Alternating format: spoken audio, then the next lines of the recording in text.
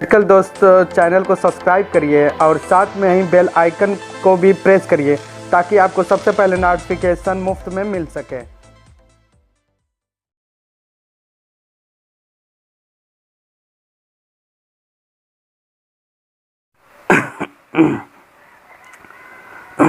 Hello friend, मैं हूं आपका मेडिकल दोस्त और मेरे इस मेडिकल दोस्त चैनल में आप सब लोगों का बहुत ही स्वागत है।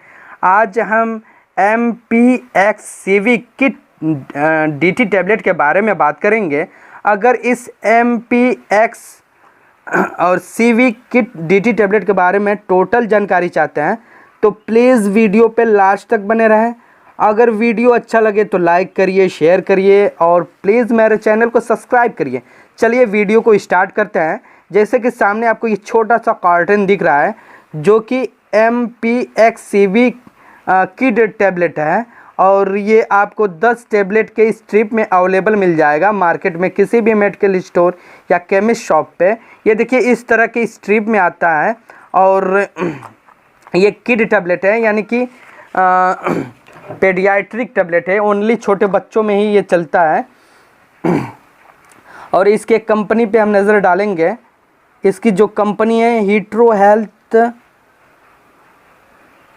हेल्थ केयर रिलेटेड कंपनी है, काफ़ी स्टैंडर्ड कंपनी है। और ये लोगो ये इंडिकेट करता है कि आपने MPXCV किट टैबलेट ओरिजिनल ख़रीदा है और इस कंपनी की दवा आपको इंडिया में कहीं भी अवेलेबल मिल जाएगा। और इसके कंपोजिशन पे नज़र डालेंगे हम।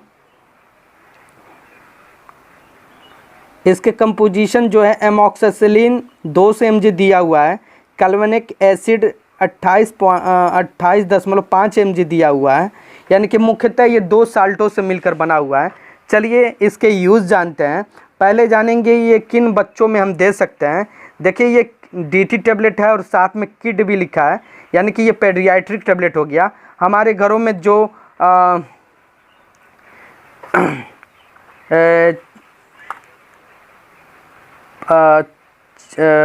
5 kg से ऊपर के बच्चे हैं उनको हम दे सकते हैं।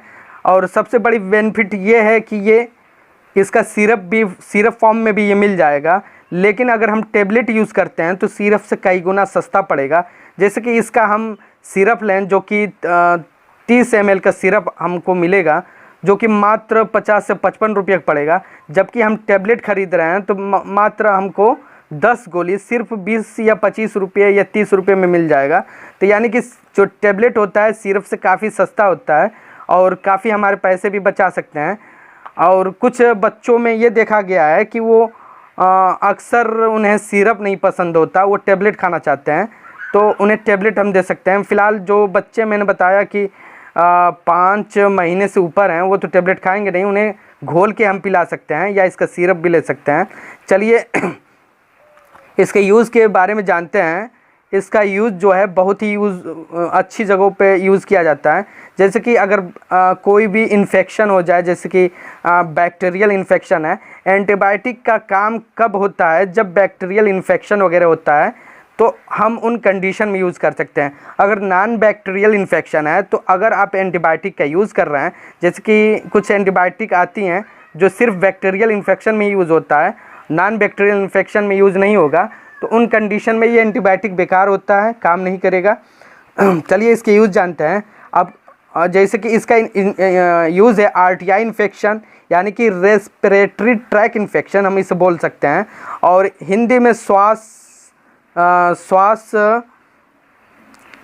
से संबंधित इन्फेक्शन कर सकते हैं, यानी कि अगर श्वास से संबंधित इन्फेक्शन में देखा जाए ये होते हैं कि हमारे छोटे बच्चों में जैसे कि सीने वगैरह में कफ जकड़ लेता है या कोई इन्फेक्शन हो जाए या कोई चोट वगैरह होने की वजह से इन्फेक्शन हो जाए, जिसके वजह से खांसी वगैरह आए या गले में कोई इन्फेक्शन हो जाए या मुंह में टॉन्सिल वगैरह बढ़ जाए, तो उन कंडीशन में डॉक्टर लोग इसे एडवाइज़ करते हैं लेने के लिए।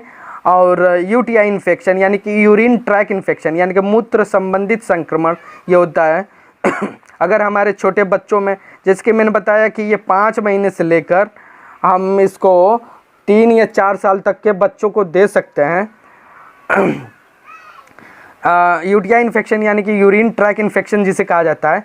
यूरिन से संबंधित कोई इन्फेक्शन हो जाए, जैसे कि यूरिन में इन्फेक्शन ये होता है कि बार बार पेशाब का होना, या पेशाब थोड़ी थोड़ी होना, या पेशाब रुक रुक के होना, या पेशाब में जलन होना, या पेशाब करते समय पस या ब्लड वगैरह आना, ये सब यूरिन इन्फेक्शन में आते हैं। तो उन कंडीशन में भी डॉक्टर लोग इसको एडवाइस करते हैं, मतलब कि बच्चों पे देने के लिए। और स्किन यानी कि SSTI इन्फेक्शन, इस SSTI को हम कह सकते हैं सॉफ्ट स्किन टिश्यू इन्फेक्शन, उसे हम बोल सकते हैं। यानी कि हमारे बॉडी में कहीं भी कोई भी, जैसे कि एलर्जी हो जाए, या कट पीट जाए, या कोई फोड़ा फुंसी हो, या कोई बैक्टीरियल इन्फेक्शन हो, या फंगल इन्फेक्शन हो, तो उन तरह के घाव या फोड़ा फुंसी को सुखाने के लिए ये बेस्ट एंटीबायोटिक है। बहुत ही अच्छा इसका रिस्पांस है।